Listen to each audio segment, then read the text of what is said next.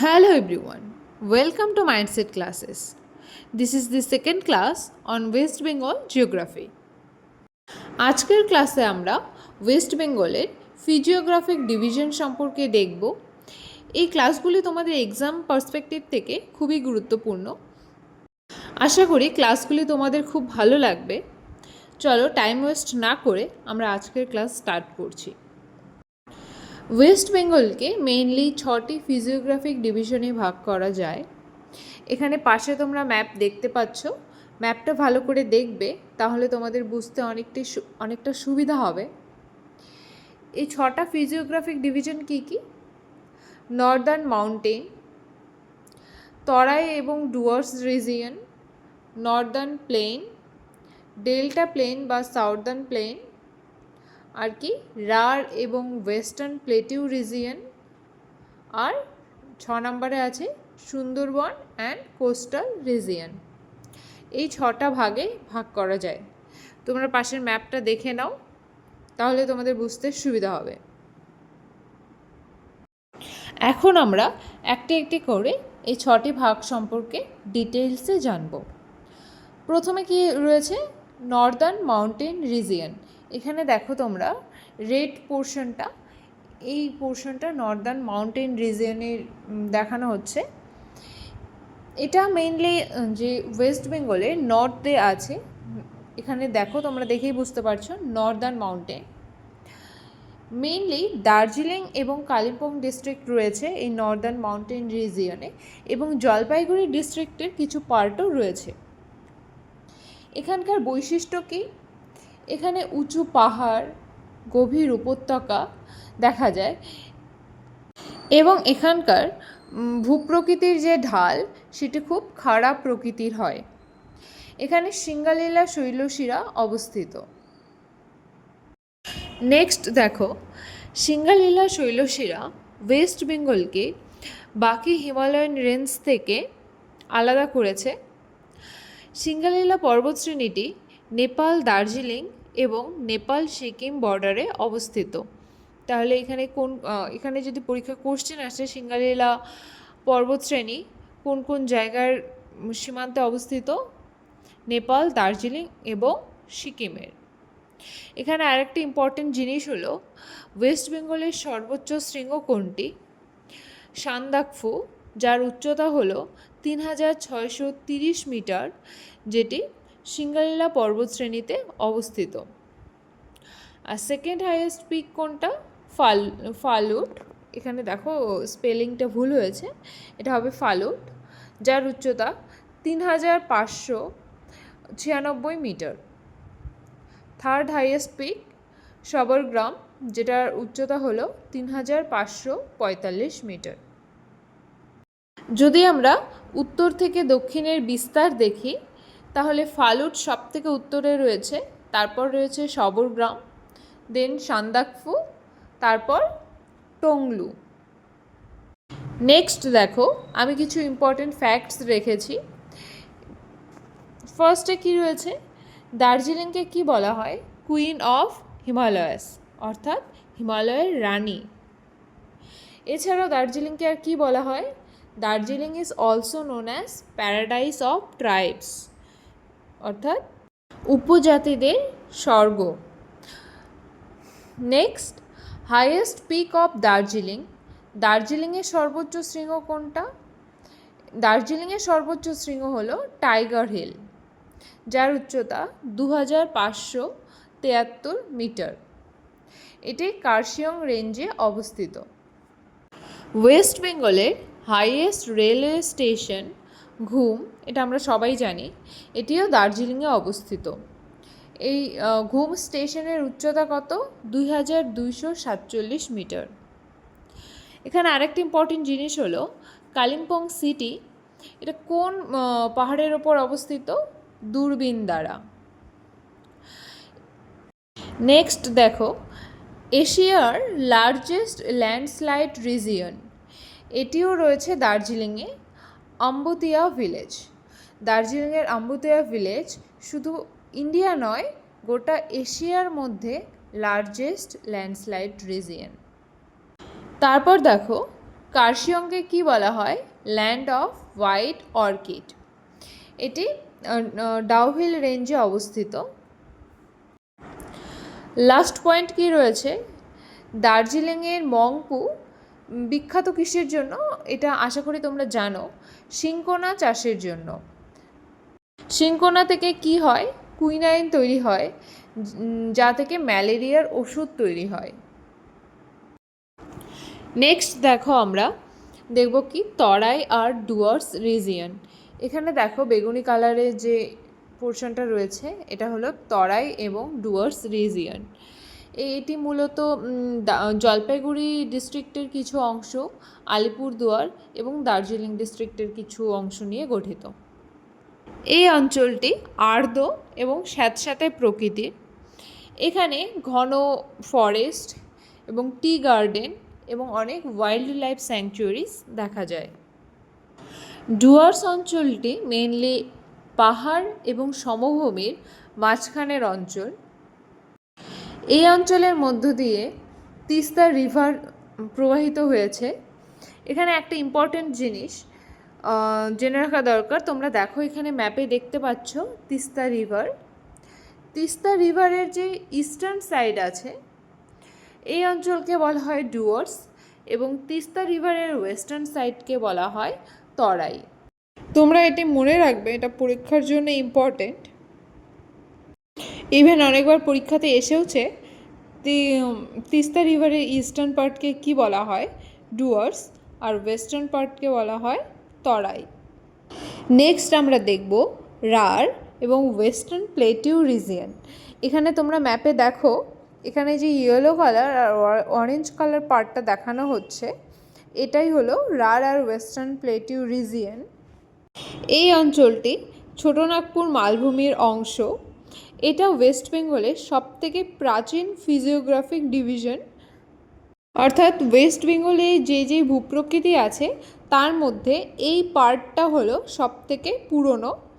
এর average height 200 থেকে 400 metre. এটি মেইনলি পুরুলিয়া, বাঁকুড়া, পশ্চিম মেদিনীপুর, পশ্চিম বর্ধমান এবং ঝাড়গ্রাম ডিস্ট্রিক্ট নিয়ে এই অঞ্চলটা গঠিত।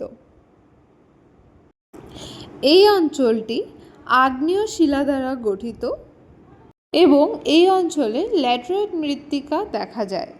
নেক্সট পয়েন্ট দেখো, কন্টিনিউয়াসলি ক্ষয়ের ফলে এই অঞ্চলটা সমপ্রায় ভূমিতে পরিণত হয়েছে। এই অঞ্চলে যে ছোট ছোট মোনাডানক্স দেখা যায়, অর্থাৎ উঁচু উঁচু পাহাড়ের মতন জায়গা দেখা যায়, সেগুলোকে বলা হয় টিলা বা ডুংরি। নেক্সট দেখো রার রিজিয়ন। এটি মেইনলি গঙ্গা ডেল্টা এবং ওয়েস্টার্ন প্লেটিউ রিজিয়নের মিডিলের অংশটা, যেখানে আমাদের ম্যাপে ইয়েলো কালার ছিল ওই অঞ্চলটাকে বলা হয় রার রিজিয়ন। এটা বীরভূম, ওয়েস্ট মেদিনীপুর, পশ্চিম বর্ধমান, বাঁকুড়া এবং মুর্শিদাবাদ জেলায় বিস্তৃত। এই অঞ্চলে যেসব পাহাড় দেখা যায় সেগুলি হলো, দেখো পুরুলিয়া জেলার অযোধ্যা, বাঘমুন্ডি, জয়চণ্ডী, পাঞ্চেত, ভান্ডারি, এগুলো দেখা যায় পুরুলিয়া জেলায়। বাঁকুড়া জেলাতে বিহারীনাথ, শুশুনিয়া। বীরভূমে মামাভাগ্নে পাহাড়, এটা আমরা সবাই ছোটোবেলা থেকে পড়েছি। মামাভাগ্নে পাহাড় কোন ডিস্ট্রিক্টে? বীরভূমে। আর ঝাড়গ্রামে রয়েছে বেলপাহাড়ি। এই পাহাড়ের নামগুলো আর কোন ডিস্ট্রিক্টে অবস্থিত এটা মনে রাখবে, অনেক সময় এখান থেকে পরীক্ষায় কোশ্চেন হয় কোন পাহাড় কোন ডিস্ট্রিক্টে রয়েছে। নেক্সট দেখো আমরা কিছু ইম্পর্টেন্ট ফ্যাক্ট দেখব। Point 1, grand canyon of West Bengal. পশ্চিমবঙ্গের গ্র্যান্ড ক্যানিয়ন কাকে বলে? গনগনিকে। এটি পশ্চিম মেদিনীপুর ডিস্ট্রিক্টের গনবেতাতে অবস্থিত, শিলাই নদীর পাশে। এটা মনে রাখবে, এখান থেকে পরীক্ষায় কোশ্চেন হয়। এখানের থেকে হতে পারে কোন নদীর পাশে অবস্থিত? শিলাই নদীর। আর grand canyon of West Bengal কাকে বলে? গনগনিতে। কোন ডিস্ট্রিক্টে অবস্থিত? পশ্চিম মেদিনীপুর। Next karst topography. এটা দেখা যায় বক্সা এবং জয়ন্তিয়া পাহাড়ে, যেটি আলিপুরদুয়ার ডিস্ট্রিক্টে অবস্থিত। কার্স্ট টোপোগ্রাফি হলো এক প্রকৃতির ভূমিরূপ এটি চুনাপাথর, ডলোমাইট, জিপসামের ওপর জলের অম্লযুক্ত জলে রাসায়নিক বিক্রিয়ার ফলে গঠিত এক ধরনের ভূমিরূপ। Next, highest peak of Ayodhya hills. দেখো আমরা এখনই পড়লাম অযোধ্যা পাহাড় কোথায় অবস্থিত, পুরুলিয়া ডিস্ট্রিক্টে। আর অযোধ্যা পাহাড়ের সর্বোচ্চ শৃঙ্গের নাম কি, গোর্গাবুরু, যার উচ্চতা 677 মিটার। এটা দক্ষিণবঙ্গের সবথেকে উচ্চতম শৃঙ্গ। আমরা জানি পশ্চিমবঙ্গের সবথেকে সর্বোচ্চ শৃঙ্গ হলো সান্দাকফু, যেটা সিঙ্গালীলা পর্বতশ্রেণীতে অবস্থিত। আর যদি থাকে মেনশন করা যে দক্ষিণবঙ্গের সবথেকে সর্বোচ্চ শৃঙ্গের নাম কি, তাহলে হবে গোর্গাবুরু, যেটা অযোধ্যা পাহাড়ে অবস্থিত পুরুলিয়া ডিস্ট্রিক্টে। নেক্সট দেখো, এটা আমরা আগেই দেখেছি, মহাগ্নি পাহাড় অবস্থিত বীরভূম ডিস্ট্রিক্টে। এটা বীরভূম ডিস্ট্রিক্টের দুবরাজপুরে অবস্থিত। এটি এক প্রকার টরের উদাহরণ। এর উচ্চতা কত, 77 মিটার। নেক্সট আমরা দেখব সেন্ট্রাল প্লেন। এর মধ্যে উত্তরবঙ্গের সমভূমি এবং দক্ষিণবঙ্গের সমভূমি দুটোই আছে। দেখো এখানে গ্রিন কালারে যেটা দেখানো হচ্ছে সেটা হচ্ছে নর্থ বেঙ্গল প্লেন, আর সি ব্লু কালার পোর্শনটা হলো দক্ষিণবঙ্গের সমভূমি। উত্তরবঙ্গের আর দক্ষিণবঙ্গের সমভূমি মিলেই হলো সেন্ট্রাল প্লেন। এটা ওয়েস্ট বেঙ্গলের ম্যাক্সিমাম জায়গা এই সমভূমি রয়েছে, যেটা তোমরা ম্যাপ দেখেই বুঝতে পারছো। এটা উত্তরের তরাই অঞ্চলের সাউথ থেকে দক্ষিণে বঙ্গোপসাগর পর্যন্ত বিস্তৃত। নর্থ বেঙ্গল প্লেন, এখানে দেখো ম্যাপে তোমরা দেখতে পাচ্ছ গঙ্গা নদী। এই গঙ্গা নদীর উত্তরের অংশটা হলো নর্থ বেঙ্গল প্লেন, যেটা গ্রিন কালারে দেখানো হচ্ছে। এটা তরাই এবং ডুয়ার্স রিজিয়নে দক্ষিণ থেকে উত্তর থেকে গঙ্গা নদী পর্যন্ত বিস্তৃত, অর্থাৎ গঙ্গার উত্তরের দিকটা।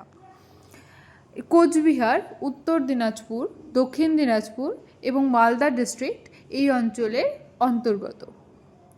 এই অঞ্চলে ভূপ্রাকৃতিক বৈচিত্র্য খুবই কম। পাহাড় এবং মালভূমিতে যেরকম ভূপ্রাকৃতিক বৈচিত্র্য দেখা যায়, অর্থাৎ বিভিন্ন রকমের ভূমিরূপ দেখা যায়, সমভূমিতে কিন্তু সেরকম দেখা যায় না। সমভূমি অঞ্চলের ভূপ্রকৃতি সাধারণত মনোটোনাস প্রকৃতির হয়। এই অঞ্চলকে 3টি সাবডিভিশনে ভাগ করা হয়েছে, সাব ইউনিটসে ভাগ করা হয়েছে। সেগুলি হলো কি কি, তাল, বারিন্দ আর দিয়ারা। নেক্সট দেখো তাল কি। তাল হলো কোচবিহার, মালদা, উত্তর দিনাজপুর এবং দক্ষিণ দিনাজপুর ডিস্ট্রিক্টের পশ্চিম দিকের অংশ। এই অঞ্চলটা অনেকটা নিচু প্রকৃতির, তাই এই অঞ্চলে বর্ষার দিনে বন্যা হয় প্রচুর পরিমাণে। এই অঞ্চলের মৃত্তিকা অ্যালুভিয়াল, যেটি খুবই উর্বর প্রকৃতির কৃষিকাজের জন্য। নেক্সট বারিন্দ, এটা মালদা এবং সাউথ দিনাজপুর ডিস্ট্রিক্টের পূর্ব দিকের অংশ। এই অঞ্চলটিতে ওল্ডার ল্যাটেরাইট অ্যালুভিয়াল সয়েল দেখা যায়, যেটা কৃষিকাজের জন্য ভালো নয়। অর্থাৎ এই অঞ্চলে কৃষিকাজ সেরকমভাবে হয় না, তাই এই অঞ্চলকে ব্যাডল্যান্ডও বলা হয়। এখানে কিছু ছোট ছোট মোনাডনক্স দেখা যায়। নেক্সট দিয়ারা। দিয়ারা হলো মালদা ডিস্ট্রিক্টের দক্ষিণের অংশ। এই অঞ্চলটা গঙ্গা নদীর খুবই পার্শ্ববর্তী এলাকা এবং এখানে নতুন অ্যালুভিয়াল সয়েল দেখা যায়। নেক্সট দিয়ারা, এটি মালদা ডিস্ট্রিক্টের দক্ষিণের অংশ। এই অঞ্চলটি গঙ্গা নদীর খুবই পার্শ্ববর্তী। এই অঞ্চলে নতুন অ্যালুভিয়াল সয়েল দেখা যায়, তাই এই অঞ্চলটাকে কি বলে, দিয়ারা। বারিন্দ আর দিয়ারার মধ্যে তাহলে ডিফারেন্স কি? বারিন্দ হলো ওল্ড অ্যালুভিয়াল সয়েল, যেটি কৃষিকাজের জন্য উপযুক্ত নয়, আর দিয়ারা হলো নিউ অ্যালুভিয়াল সয়েল, যেটি খুবই উর্বর প্রকৃতির এবং কৃষিকাজের জন্য উপযুক্ত। দেখো তোমরা এখানে আরেকটা জিনিস দেখতে পাচ্ছ ম্যাপে, কালিন্দী নদীর সাউথের পার্টটাকে বলা হয়েছে কি, দিয়ারা, আর এখানে আর উল্টো দিকে কি রয়েছে, বারিন্দ। ঠিক আছে, এটা পরীক্ষায় অনেক সময় আসে। তো কালিন্দী নদীর সাউথে অবস্থিত কি, দিয়ারা, আর নর্থে বারিন্দ। নেক্সট আমরা দেখব সাউথ বেঙ্গল প্লেন। এই অঞ্চলে দেখো সাউথ বেঙ্গল প্লেনের মধ্যে এখানে রার এরিয়াটাও আমি ডিসকাস করেছি। রার হলো এখানে ওয়েস্টার্ন প্লেটিউ আর ডেল্টা প্লেনের মাঝামাঝি অংশ, এই ম্যাপে দেখো ইয়েলো কালারে দেখানো হচ্ছে রার রিজিয়ন। এই অঞ্চলের সয়েল কেমন প্রকৃতি? রেড সয়েল বা রাঙ্গামাটি বলা হয় একে। এটি মূলত মুর্শিদাবাদ জেলার পশ্চিমের অংশ এবং বাঁকুড়া, পশ্চিম বর্ধমান, বীরভূম এর এইসব ডিস্ট্রিক্টের পূর্ব দিকের অংশ। এমনকি এই অঞ্চলে ওয়েস্ট মেদিনীপুর এবং ঝাড়গ্রামও ইনক্লুডেড রয়েছে। নেক্সট দেখো ডেল্টা প্লেন। ডেল্টা প্লেনকে তিনটে অংশে ভাগ করা হয়েছে: moribund delta plain, mature delta plain আর অ্যাক্টিভ ডেল্টা প্লেন। প্রথমে আমরা দেখব মরিবন্দ ডেল্টা প্লেন। এটি মুর্শিদাবাদ জেলার পূর্ব দিকের অংশ এবং নদিয়া ডিস্ট্রিক্ট নিয়ে গঠিত। এই অঞ্চলে ছোট ছোট পাহাড় দেখা যায় যেগুলোকে বলা হয় বাগরি। Next mature delta plain. এটি বর্ধমান, ইস্ট মেদিনীপুর, হাওড়া এবং হুগলি ডিস্ট্রিক্ট নিয়ে গঠিত। এই অঞ্চলে মোটামুটি delta formation almost complete. Next active delta plain. এই অঞ্চলে ডেল্টা প্লেন গঠনের কাজ এখনও চলছে।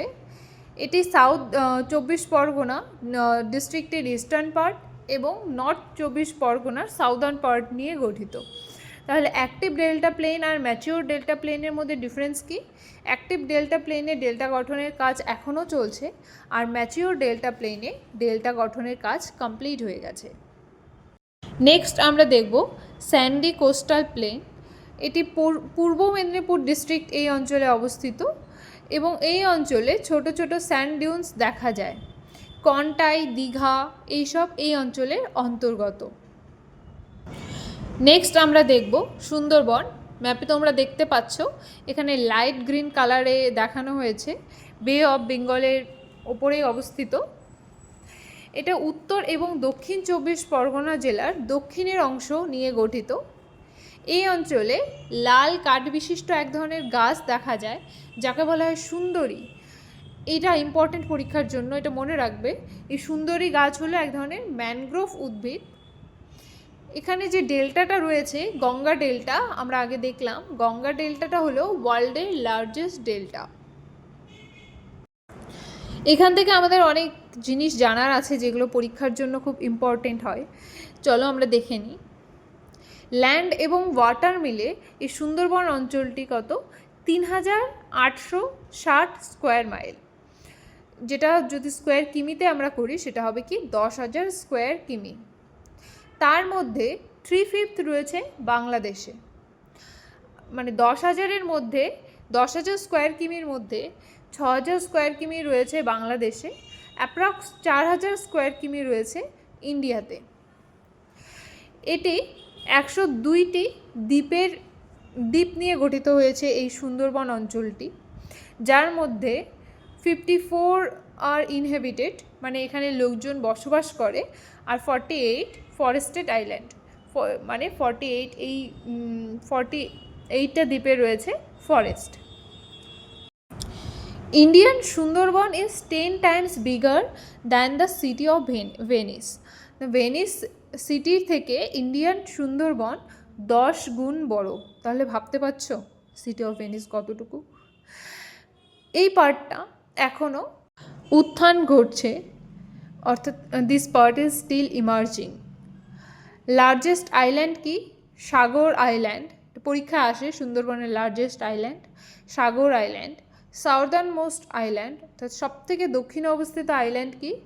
নিউ মুর আইল্যান্ড, যেটা পূর্বাশা আইল্যান্ডের সাউথে অবস্থিত। সুন্দরবনের উত্তর দিকের বাউন্ডারিকে বলা হয় ড্যাম্পিয়ার হজ লাইন। এটা অনেকবার পরীক্ষায় এসেছে এবং ইন ফিউচারও আসতে পারে। সুন্দরবনের উত্তরের দিকের বাউন্ডারিকে কি বলা হয়? ক্যানিংকে বলা হয় গেটওয়ে অফ সুন্দরবন।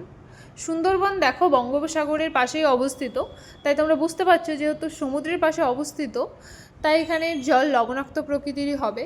এই অঞ্চলের যে লবণাক্ত প্রকৃতির জল এই অঞ্চলে মৃত্তিকাকেও লবণাক্ত প্রকৃতির করেছে, এই অঞ্চলের মৃত্তিকাকে বলা হয় বাদা। আর এই অঞ্চলে যেসব নিউ অ্যালুভিয়াল সয়েল আছে, যেখানে লবণের পরিমাণ নেই, সেই অঞ্চলকে বলা হয় কি আবাদা। হলিডে আইল্যান্ড, যেটা দক্ষিণ 24 পরগনায় জেলায় অবস্থিত, এখানে ফেমাস, এটা কিসের জন্য বিখ্যাত? বার্ড স্যাংচুয়ারির জন্য বিখ্যাত এবং বার্কিং ডিয়ার্সের জন্য বিখ্যাত। Bhagabatpur of Sundarban is famous for crocodile sanctuary. Crocodile স্যাংচুয়ারির জন্য কোন অঞ্চলটি বিখ্যাত? ভগবতপুর। এছাড়াও এখানকার লোধিয়ান আইল্যান্ডে ফেমাস বার্ড স্যাংচুয়ারি দেখা যায় এবং এখানে বিভিন্ন ধরনের বার্ডসের স্পিসিস দেখা যায়। কী কী আছে? Black capped kingfisher, curlew, white bellied sea eagle, tern এবং হুইমব্রেল। নেক্সট দেখো, এই পার্টটা তোমাদের পরীক্ষার জন্য খুব ইম্পর্টেন্ট। সুন্দরবন ডেভেলপমেন্ট বোর্ড কবে গঠিত হয়? 1950 সালে। সুন্দরবন কবে ন্যাশনাল পার্ক স্ট্যাটাস পায়? 1984-এ। এবং এটি কবে ওয়ার্ল্ড হেরিটেজ সাইট হয়? 1987-এ। এবং এখান থেকে আরেকটা কোশ্চেন হয় যে এটিকে কেন ওয়ার্ল্ড হেরিটেজ সাইটের অন্তর্গত করা হয়? ম্যানগ্রোভ ফরেস্টের জন্য। তারপর it received biosphere reserve status in 1989 by UNESCO. Then Sundarban biosphere reserve map, ইউনেস্কোর যে ম্যাপ প্রোগ্রাম রয়েছে, man and biosphere reserve programme, এর অন্তর্গত হয় কবে? 2001 সালে। এবং সুন্দরবন কবে রামসার সাইটের অন্তর্গত হয়? ওয়েটল্যান্ডস অফ ইন্টারন্যাশনাল ইম্পর্টেন্স, 2019 সালের 30শে জানুয়ারি। এটা পশ্চিমবঙ্গের সেকেন্ড রামসার সাইট। এর আগে হয়েছিল ইস্ট কলকাতা ওয়েটল্যান্ড, যেটা 2002 সালে রামসার সাইট হয়েছিল। This is all for today. যদি ক্লাসটি তোমাদের ভালো লেগে থাকে তাহলে চ্যানেলটিকে সাবস্ক্রাইব করে দিও এবং ভিডিওটিকে লাইক করে দিও। নেক্সট ভিডিও আমরা নিয়ে আসবো খুব তাড়াতাড়ি।